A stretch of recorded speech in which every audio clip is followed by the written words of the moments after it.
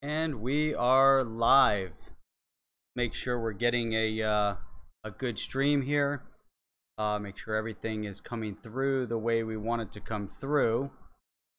Let's see what we've got. Problem is, I just realized that I left.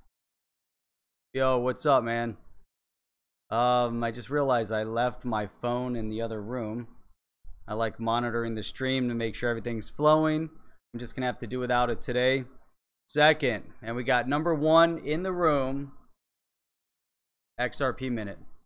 Number two, Z-bits. I think we're doing well. See what we got going on here. Finance with CZ. Awesome. So, who's down with OTC? That's what I want to know. Who is down with OTC? So we are going to go into a lot of great information, a lot of great topic. Let me know. Give me a thumbs up if the audio is good. And I was playing around with Streamlabs, and the audio just wasn't coming through right. So I had to mix it up a little bit and went back to OBS. What's up, XRP? What's up, Ralph? All the way from Palm Beach. Nice. Got one. Man, XRP minutes down with OTC. What's up, what does that say? Lisa K. Takes me a second. Get it figured out. We got the whole enchilada. All good with the audio. What's up, Tina Hall? All right. We've got South Florida in the house. That's what we've got. We got good representation over here. So, let us figure this out. This is throwing me off a little bit. Hang on. All right. Let me get to what I've got here. There we go. All right. This is definitely not accurate over here.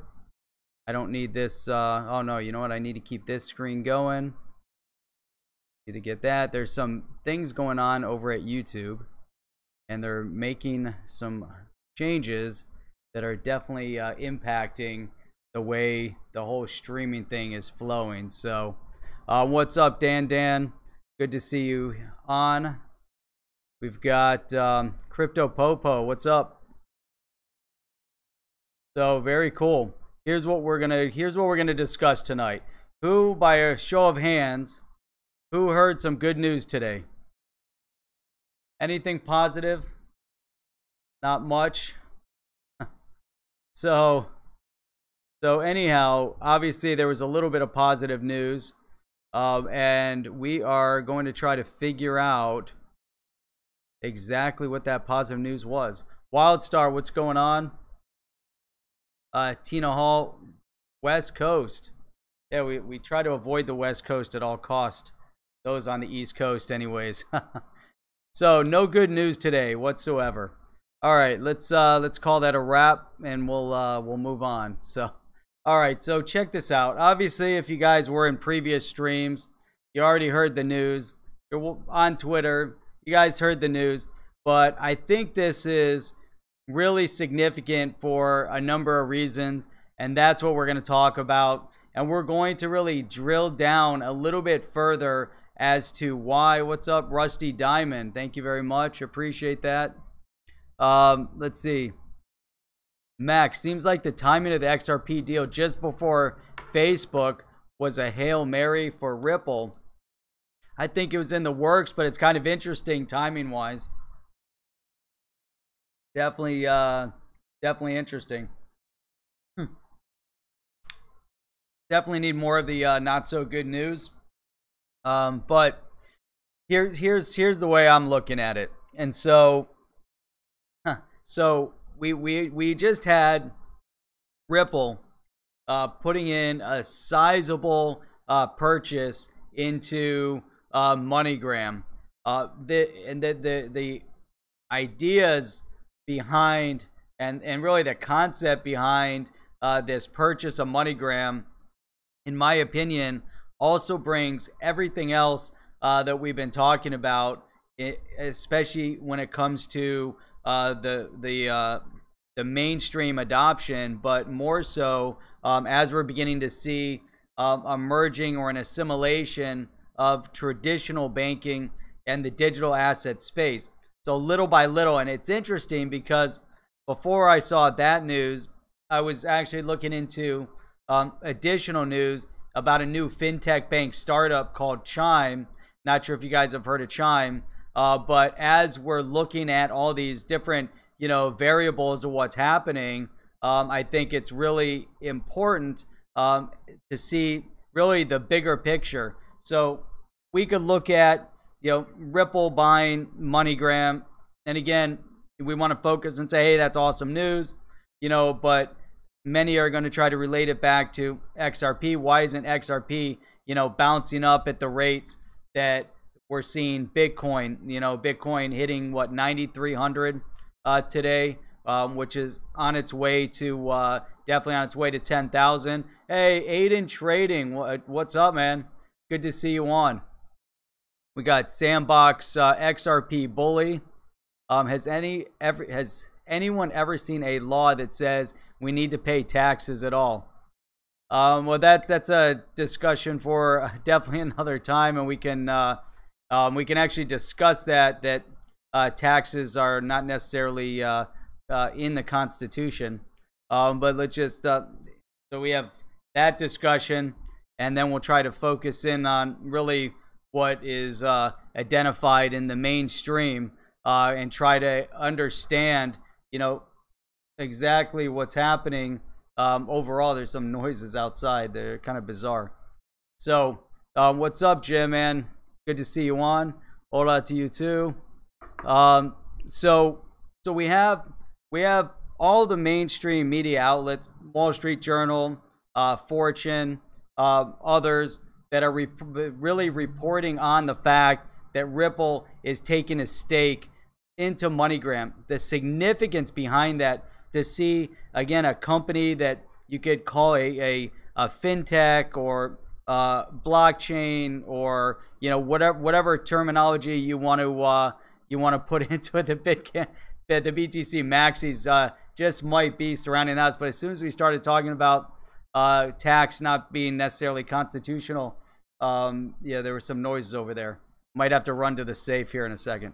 But so we have this adoption or this purchase into MoneyGram by Ripple by a sizable amount.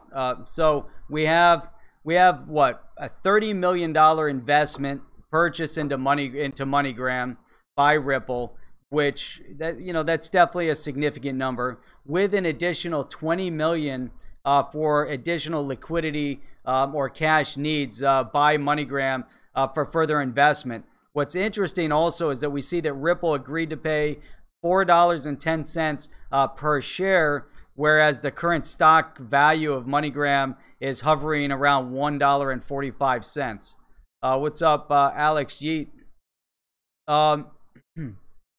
So as we start looking into this, and we start thinking about the fact that everybody's been calling for this adoption of XRP. We want to see the utility of XRP through the xRapid platform as it was really meant to be.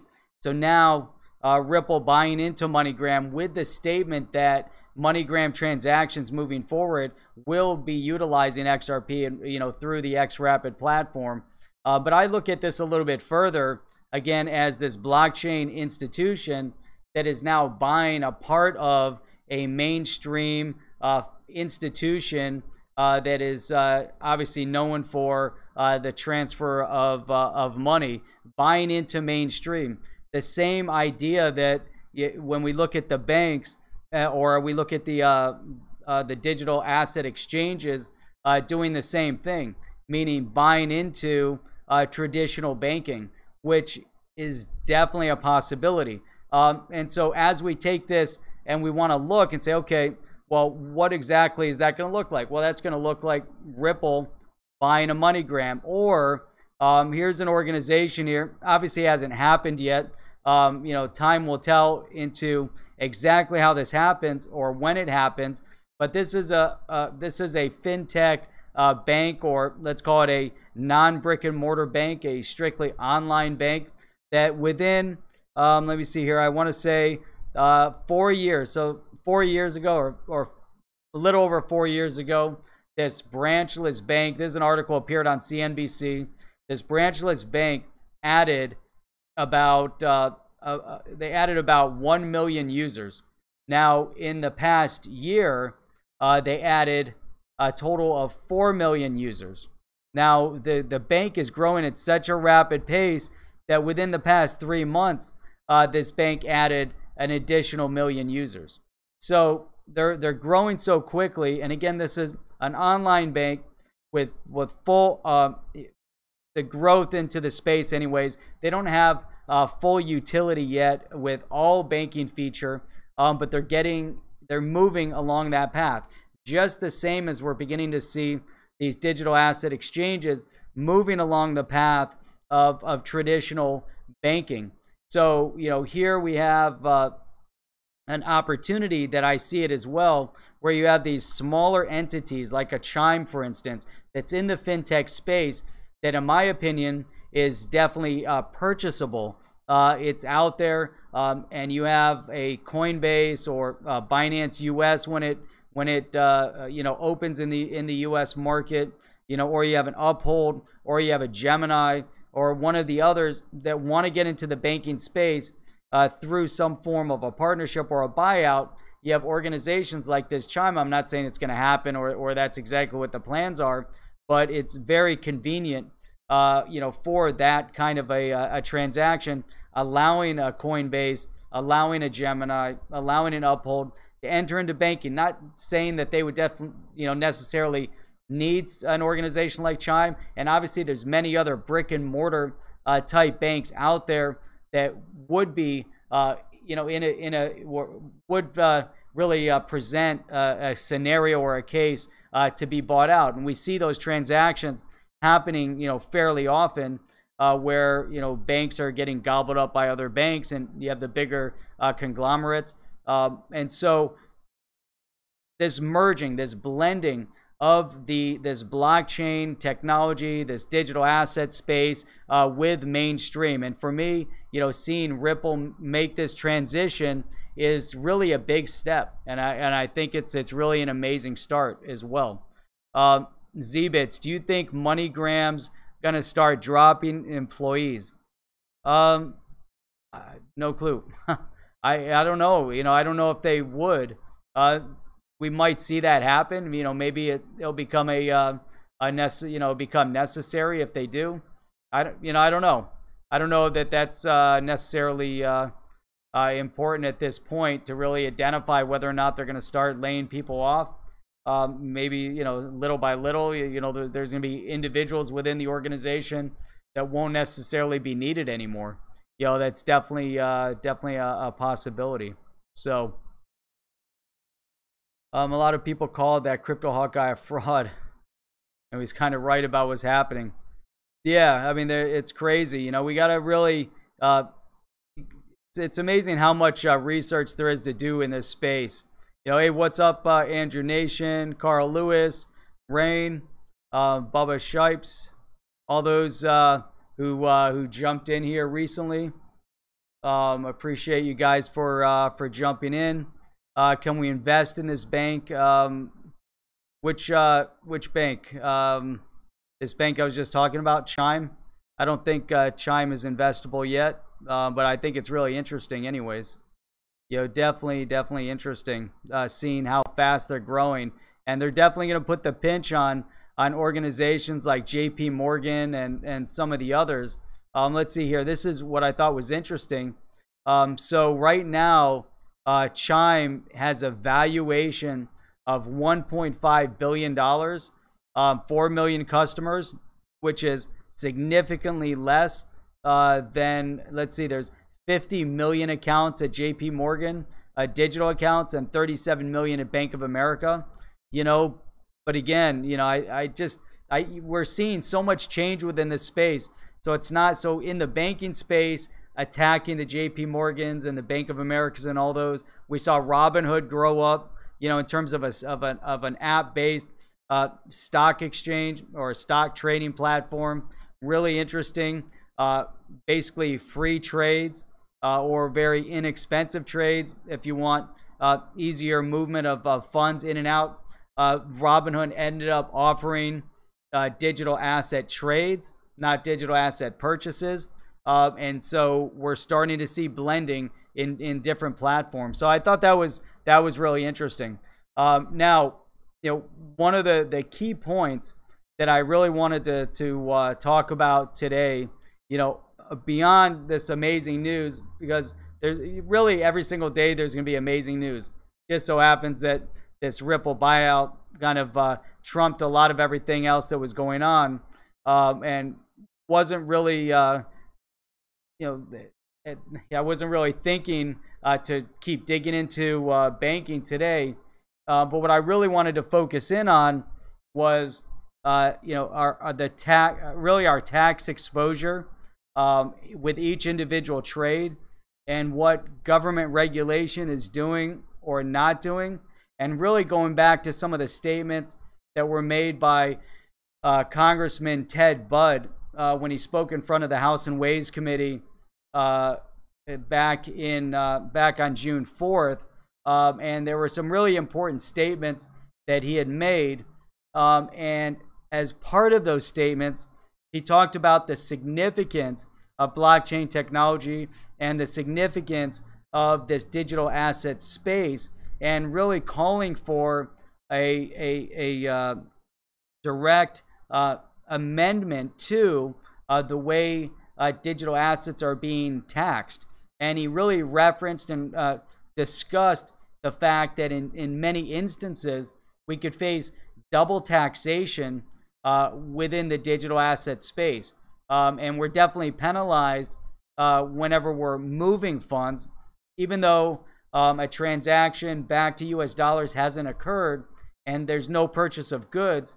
They're identifying digital assets as a property that can be bought and sold, and therefore with that buy or that sale of a digital asset, it becomes a taxable event, you know, according to the IRS at this point. So we have to be very careful. So in many situations, and I'm not giving any kind of financial or accounting or CPA advice, because I'm not a CPA, and I definitely did discuss this at length with strategic investment, not a buyout, right? So they're buying into or investing into MoneyGram. So they have invested up to this point about 8%, with an option for another 2%, or it's somewhere between 8 to 10%, which is their buy-in. So, or their strategic investment, as Chip was mentioning. So just a quick correction on that. So let's see here. All right, so let me just side stuff, because there's some interesting comments here that people are posting. Chip and the fine people over at Western Union who said they only did 6 transactions with Ripple and was comparable to their tech will be second guessing that decision. I'm sure they will be. I think they were, even during that period of time, you could tell that the CEO of Western Union was, you know, basically full of himself when he made those statements. It was going through a test, not enough transactions, not enough evidence, and yet he still made that statement. You know, there was definitely an ulterior motive at the time. So what's up, Spanish Fly? Good to see you on. Let's see. Bubba says, Tony from Thinking Crypto had a great interview tonight with a lady from Facebook. Interesting topics were brought up. If you get a chance to catch it, Facebook, taxes, privacy, usage, all that good stuff. Yep. So, all right. So really what's been happening, go back to what was happening with Representative Ted Budd. And the focus here, as he's looking and seeking for fairness within the way digital assets are taxed, we have a number of key representatives in Congress that are really focusing in on how do you achieve mainstream adoption, and how can you also solidify blockchain technology in the United States, to allow this technology to really grow and this industry to grow in the US without companies uprooting from the US and going to more digital asset or blockchain friendly countries. And so we have Warren Davidson, who proposed the Token Taxonomy Act. Now we have Ted Budd, who is proposing more of a Tax Fairness Act. And what, you know, with all of that going on, and on Twitter earlier, we're kind of talking about this. But one of the things that I referenced also is a window of opportunity. So with anything that you do, you have a window of opportunity. And when it seems really great, that window is already closing. And so your opportunity really begins to shrink with every day that goes by. Depends how fast that window is going to close. But right now, as I see it within the digital asset space, there's this window of opportunity to get regulatory clarity in the United States, you know, for many different reasons. That window could end up getting stuck half open, and meaning that, you know, at some point we can get some form of regulatory clarity. And really, I'm talking about before we see these other companies moving overseas. But at the same time, we have entities within the United States, primarily the Shermanator, and the Shermanator being Brad Sherman in California, who's actually attempting to establish a coalition in Congress, in the Financial Services Committee, to counteract what is being done right now by Warren Davidson and by Ted Budd and by a number of others that are trying to establish complete normalcy of this space of digital assets, and trying to develop a mechanism to which we do get regulatory clarity, which does give guidance to the SEC, who in turn can provide guidance to individuals and companies on how they're acting, as would this regulatory clarity from Congress that inevitably, you know, it would have to be signed by the president. But this regulatory clarity would also give guidance to how the IRS would then identify a taxable event, and really identifying as to whether or not we're looking at a digital asset as property, and whether or not that digital asset, with every movement of digital asset, it needs to be taxed. And these are things that really are very, very important for us to understand. Very important for us, you know, to focus in on, because we're the grassroots. We're the ones that this is really going to impact. So if government doesn't get their act together in the United States, and we don't see some form of regulatory clarity, then we're really going to have, you know, some issues with blockchain companies, again, you know, fleeing from the United States. So I think it's funny here. Let's see. Nick Black posted something here. Let's see. Sherman is backed by credit card companies, which is true. It's 100% true. And provincial and rural banks. Try to say that. That's a hard one to say. He's a shill for panicked old fat white guys that are mortified by losing their controls of banking. That's pretty funny.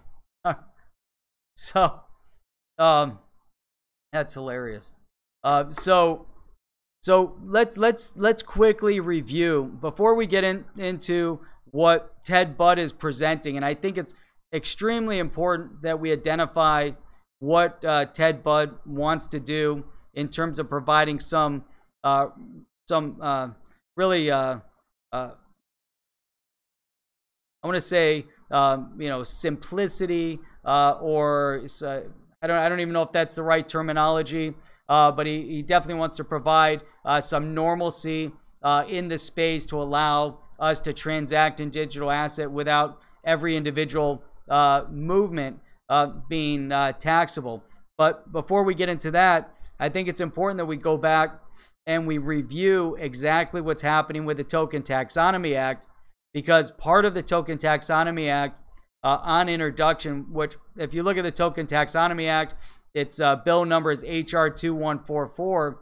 Now, the Token Taxonomy Act did have a component within it that addressed the Internal Revenue Code of 1986 and did call for there to be a $600 buffer of untaxed gains per transaction. So that was important, and there's a couple different criteria within the Token Taxonomy Act. We'll review a quick summary, and then we're going to understand exactly why there's some changes being made at the request of Maxine Waters, and why Ted Budd's reintroduction of HR 7361 becomes so important. Token Taxonomy Act is actually focused on the amendment of security laws that were written almost 87 years ago. So we're talking about laws that are regulating our economy from 1933, 1934, 1940, and 1986. Now, in order for the Token Taxonomy Act to actually get passed through the Financial Services Committee, Maxine Waters has requested two specific changes. One change was that they added a key Democrat from the Financial Services Committee as a primary second co-sponsor, along with Warren Davidson. Now that part's been achieved.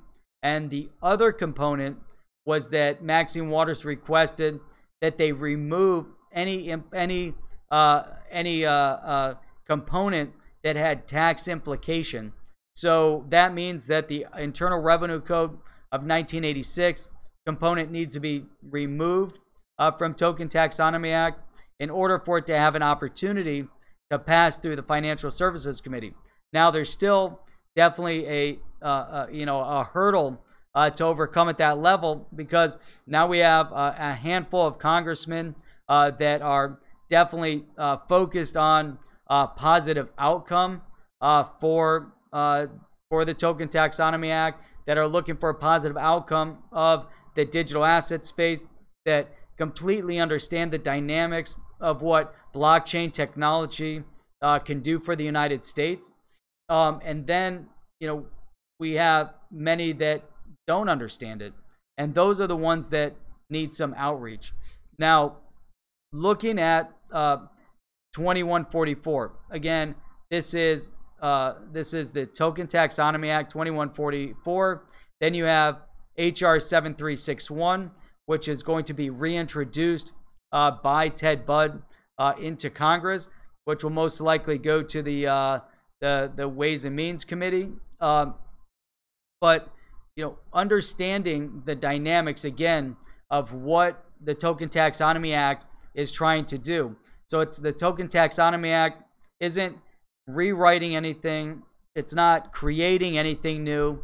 It's not adding a new law. All it's simply doing is making an amendment to laws that have existed on our books for the past 87 plus years, and putting an amendment to allow specific language to recognize digital asset within it. So the first component that it's amending, and I've made videos on this before, but this is important for the discussion at hand. So the first part is the Securities Act of 1933, and then we also have the Securities Exchange Act of 1934. Now, what they want to be able to do there is actually exclude digital tokens from the definition of a security. So the idea there is to directly identify that a digital token isn't a security. And that becomes very, very critical, especially based on some of the things that the SEC is doing. Now, obviously, there's still some tests that can be applied, especially when you have an IPO that is very clearly a security. But in this case, they want to direct the Securities and Exchange Commission to enact certain regulatory changes regarding digital units. And I'm just going to read directly from what they wrote. But changes regarding digital units secured through public key cryptography to adjust taxation of virtual currencies held in individual retirement accounts. That part's coming out. To create a tax exemption for exchanges of one virtual currency for another, that part's coming out. And to create de minimis exemption for taxation for gains realized from the sale or exchange of virtual currency for other than cash and for other purposes, and that part's coming out as well. So anything that's tax related is being taken out of the proposed Token Taxonomy Act. Now, there's also the Investment Advisors Act of 1940 and the Investment Company Act of 1940, and also the rule of construction with respect to the CFTC and the FTC. So there's all these different aspects of the Token Taxonomy Act that are going to be amended to again reflect things that are a little bit more up to date when it comes to digital asset and how we should be responding to digital asset.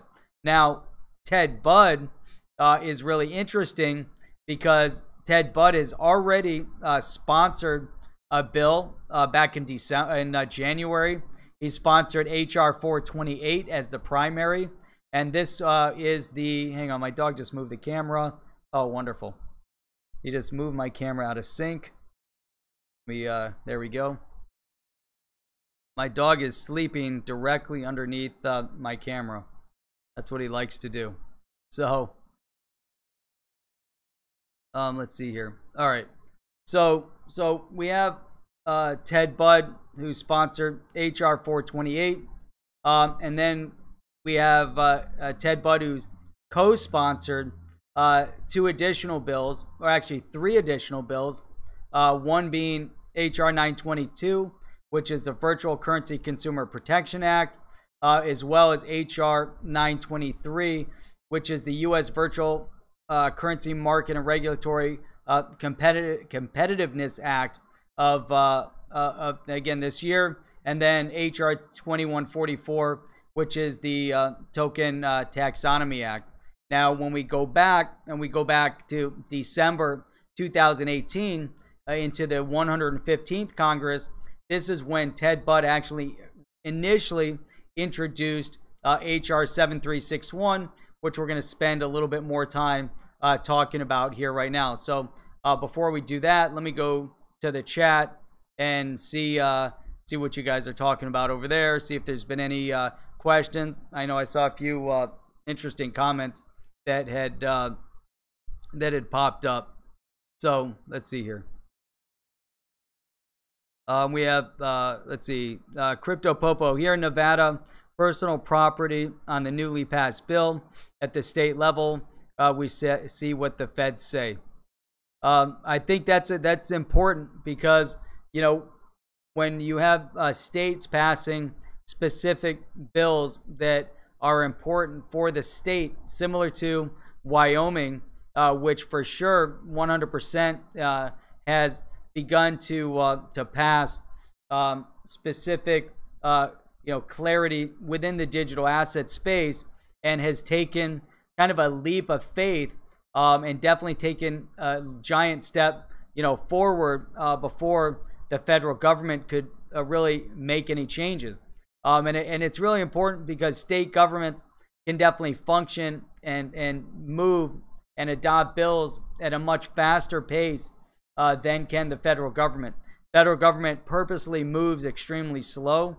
It was built in as part of the process.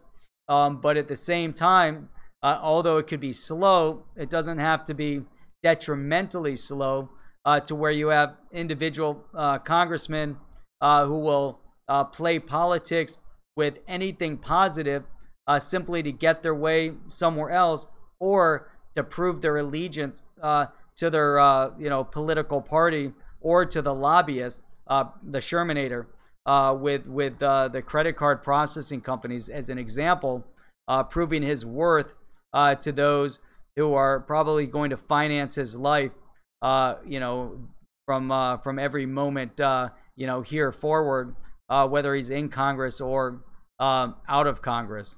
So, yep. So let's see here. Nick Black, you get a vague approximation of XRP value using the XRP price calculator, and it doesn't seem realistic for it to eclipse 8 to 10 in the next several months. It may or may not. Yeah, I mean, that's probably fairly realistic. Auburn Rain, very true. Arizona, Nevada, and Wyoming are big moves for crypto, and just might move. And that's the thing as well. So once you start getting states getting on board with something and passing it, you either, you know, Congress is going to have to get on board. They're going to see that it's definitely a benefit to see some to see something voted on that's actually going to move forward and, you know, and make some significant changes. So I believe that as well. DNI, what's up, man? I know you came in. Didn't mean to ignore you as you popped into the room. Great stream tonight. Really appreciated it. So let's see here. Let's see. They don't get paid by the hour. They shouldn't. They really shouldn't get paid at all. Based on they should just get performance merit, and that's about it. When they go to government, they shouldn't get paid when they come out of government. You know, they get 100% of their salary as a pension for life. Doesn't really make sense. What we can do is actually, you know, put together a grassroots effort, outreach to congressmen. You can have a petition to try to, you know, submit petitions on the bills that may or may not be impactful, but direct reach out to the congressional offices, whether they're in DC or their local offices, is extremely beneficial and important.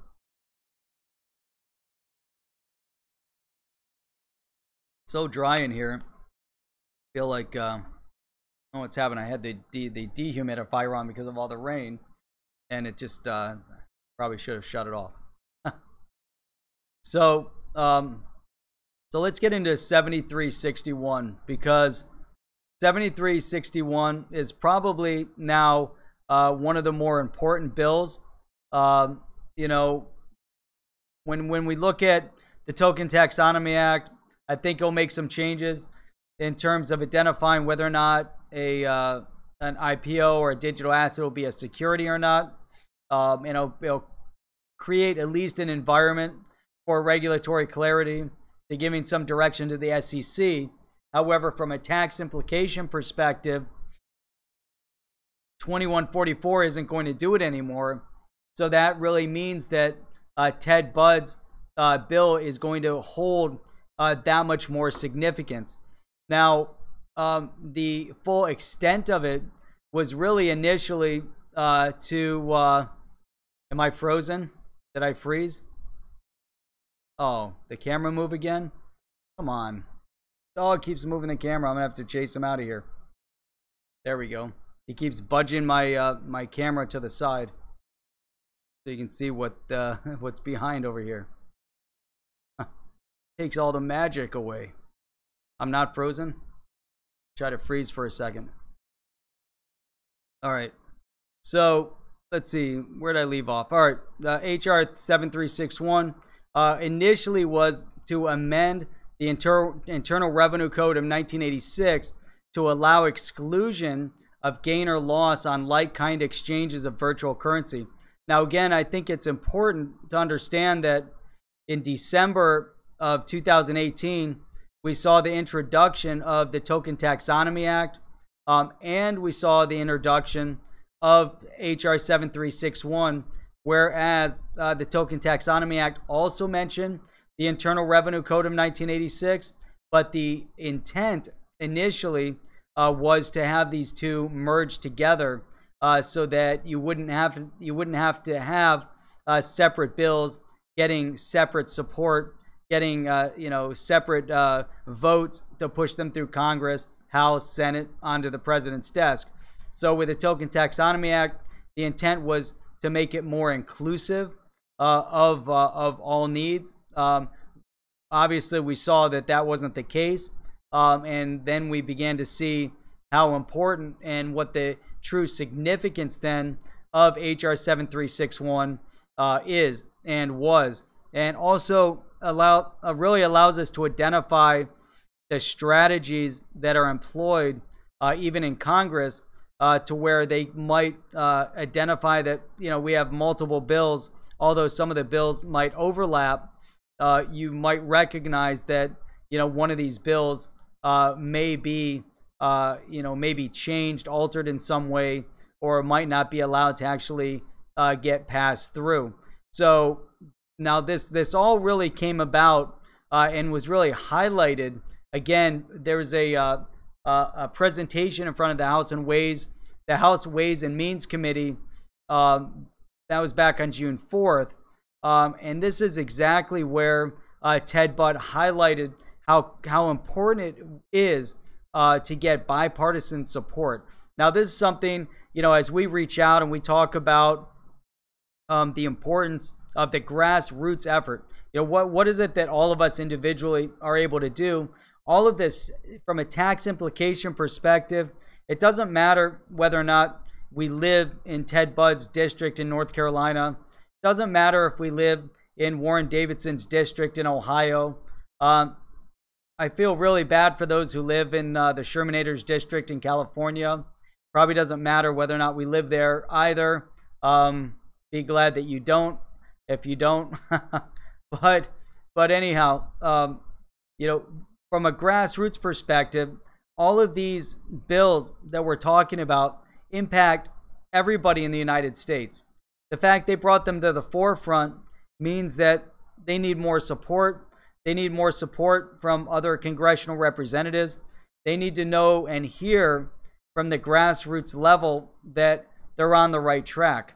Now, I find it interesting that Warren Davidson posted something the other day. He had like 14 likes, maybe a couple forwards. I posted a comment, but he didn't get a lot. I mean, considering the size of his district, considering the size of our community, I really think it's a shame that that Warren Davidson didn't get a thumbs up and a comment, you know, from 1,000 people instantly.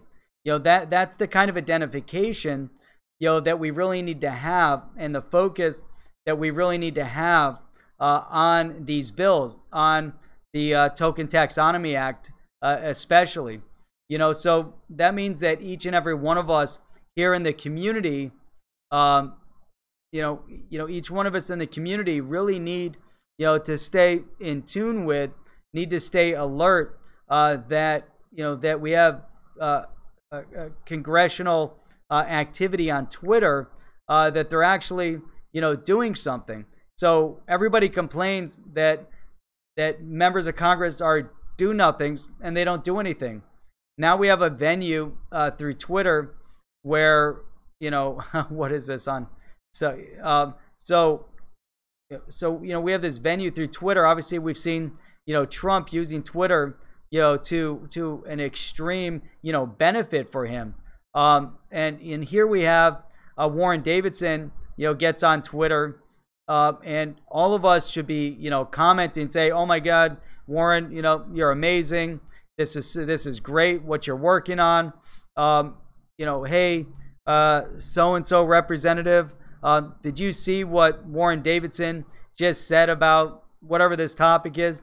You know, hey, you know, we reach out to another congressional representative and you put them on Twitter. You know, they're all on Twitter, and many of them are engaged on Twitter, you know, and so it becomes very, very important as far as how we're interacting and reacting to what these guys are doing, especially when we see bills that are directly impacting what we're all passionate for.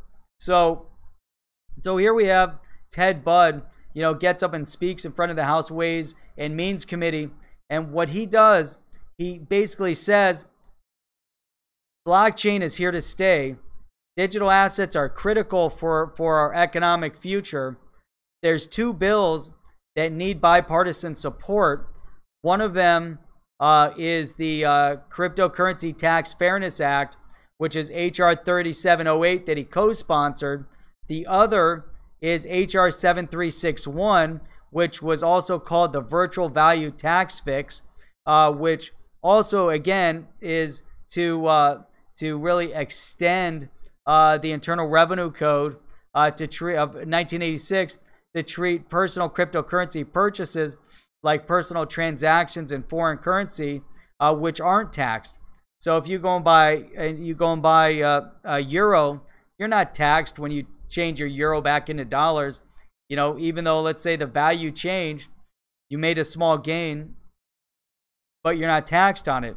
So right now, so this is really the impetus, you know. So when we saw it under the Token Taxonomy Act, they had a limitation of $600. Now that makes sense. You know, that's $600.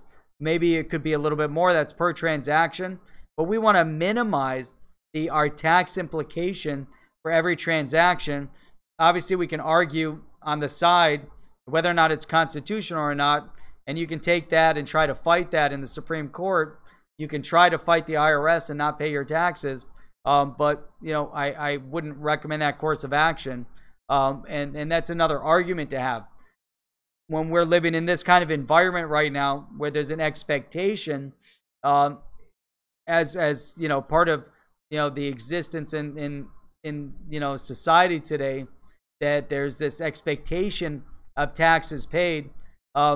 We want to make sure that if we have a Congressman, Ted Budd, who is presenting a bill that can really have an impact, again, on our tax implication, then we need to make a change for it. And Jeff, I'll definitely I'll address that in a second. I think that's a good comment.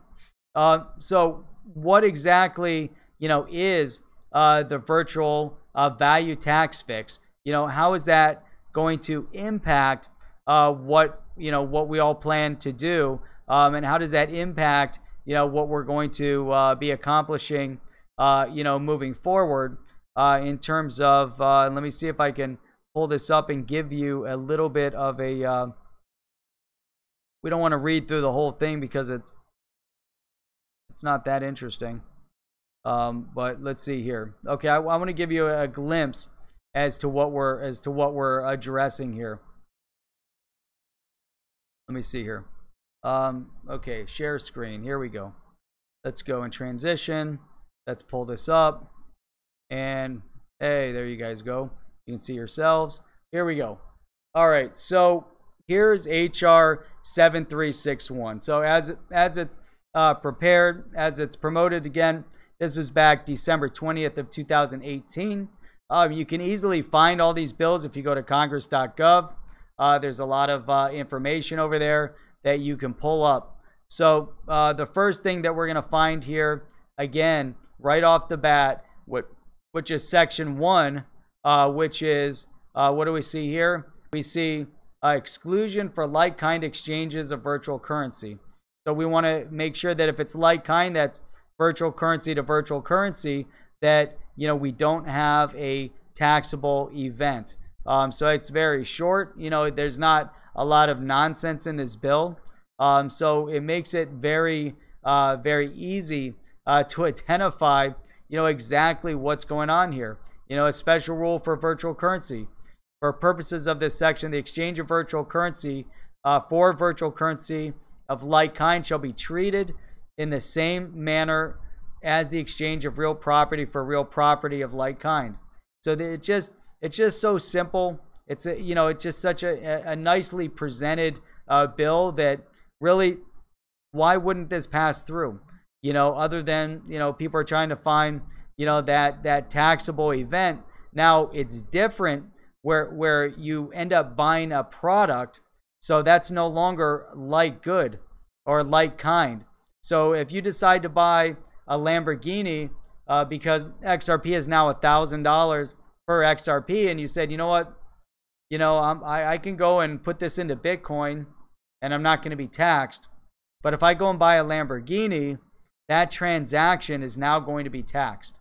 You bought that XRP at 20 cents or $1 or $3, and now it's $1,000, let's say.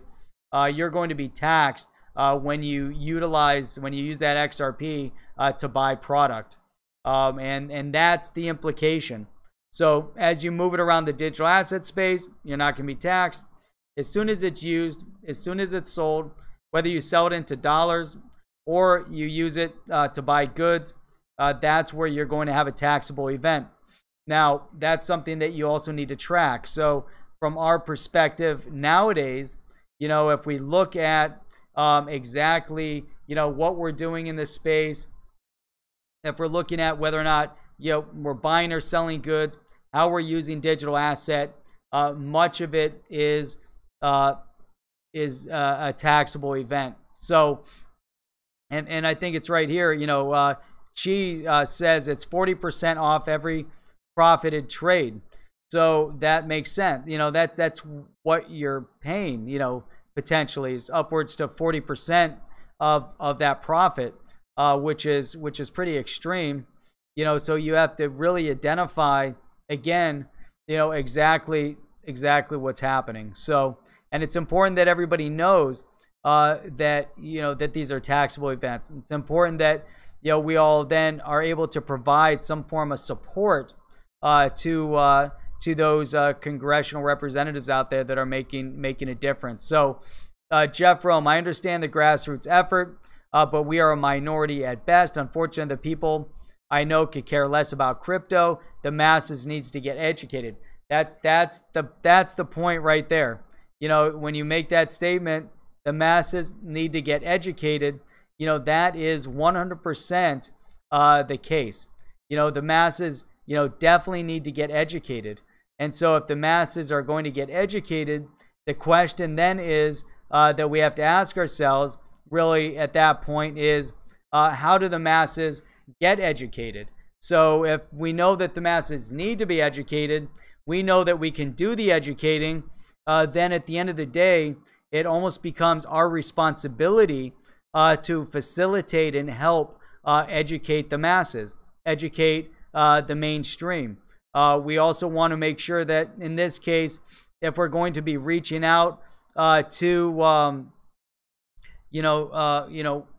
if we're going to be reaching out to our congressional representatives, that these congressional representatives need our support. So one of the things that we did a little while back is a number of us in the community made a video, and we actually took this video and structured in such a way that we broke down the significance or the importance of digital asset to this space, to individuals, not just from a corporate perspective, but to individuals on the street. I thought it came out really well. I know we've talked about this video multiple times. I believe Chip sent it out again recently. We didn't do a phenomenal job of getting it out to the masses. We did get it over to Warren Davidson's office. So the intent, again, is what can we do? That's what we can do. We can continuously reach out to our congressional representatives and find a way and help educate them.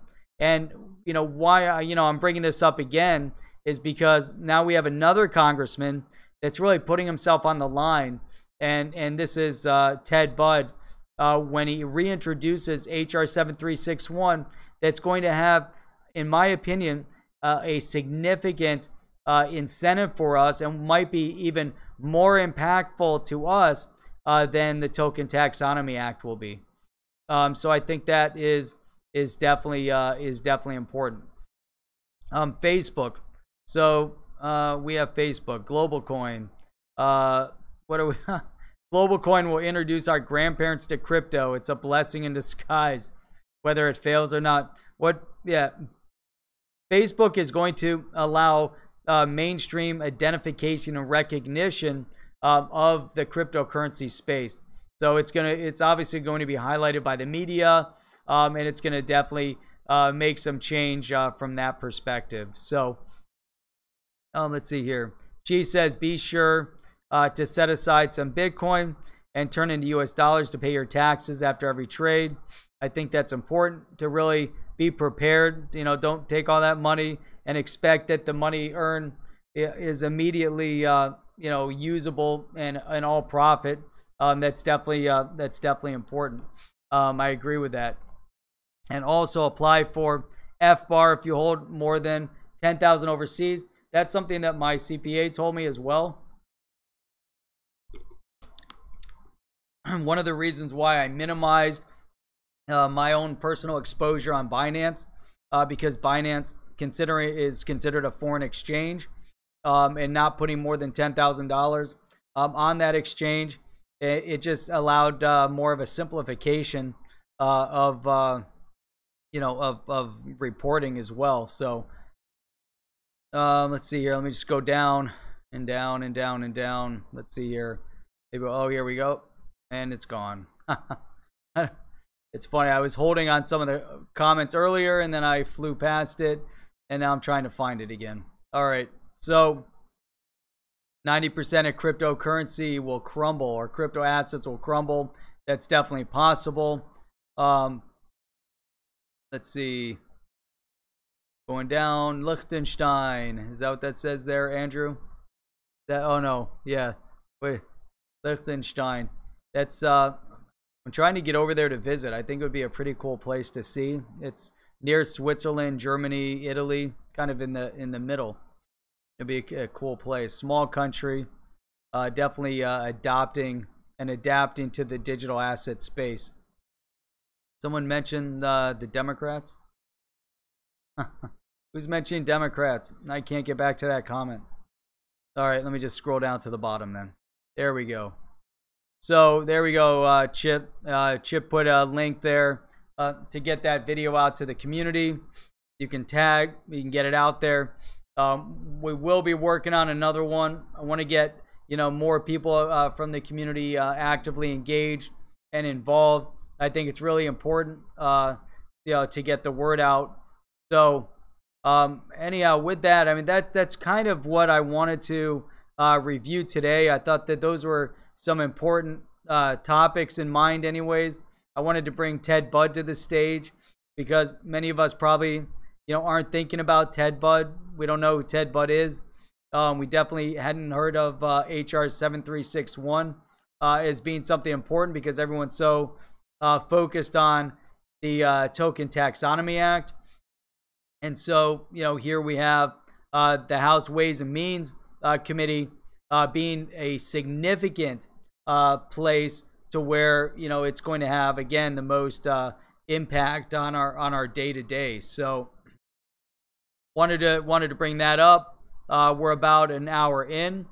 So yeah, Zbits, so I want to make sure that we get we want to get enough people rolling into these videos, different ideas, different lengths of video.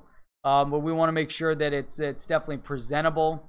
I think so many people have great things to contribute, ideas. If you guys have ideas or anything, there's a lot of different aspects when we do outreach like that. And then also, think about what it means to actually help get the word out on the street to the mainstream. And educating, and so many people are new to the space, and what does it really mean to get this mainstream adoption and helping people through the process. So I think there's just so much so much more to do. What's that? Tag him though. That's pretty funny. Richter, do you live in the Shermanators district? Is that it? So, let's see here. Let's see. Jeff Rome, isn't it the best interest for back Fidelity, the lobby? They do. That's the thing, is that each one of these organizations is lobbying. So we've got Ripple lobbying. We've got, what's that? Say what, Rain? Say what? Are you down with OTC? So Jeff, we have all the big organizations up there. You've definitely got again Ripple's up there, Gemini's up there, Uphold's up there.